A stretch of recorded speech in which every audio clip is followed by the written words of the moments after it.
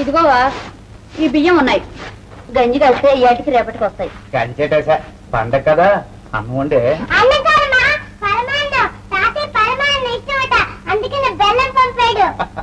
పోయి పరం అనే ఉండే. ఉన్న బియ్యం ఈ పూటకి అయిపోతే రేపేటి తినాలా? రేపు సంగతి చూద్దాంగానిలే. తాతయ్యకి ఇష్టం. సరేలే.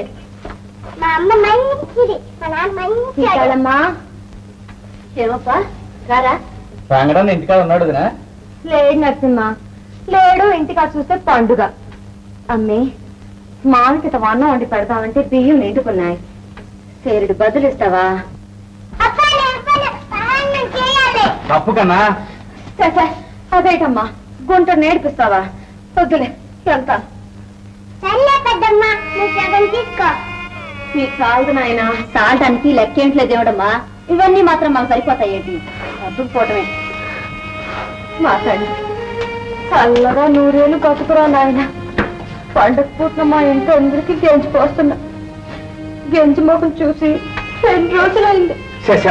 బాధపడుకోదునా? మీకన్నా మేము గొప్పవాళ్ళ మాకాడు సిగ్గుపడుతున్నావు. అవును, గోపాలం నెల జీతం సరిగ్గా కలవడా కావుంది. ఏ నెల జీతం నరసింహ?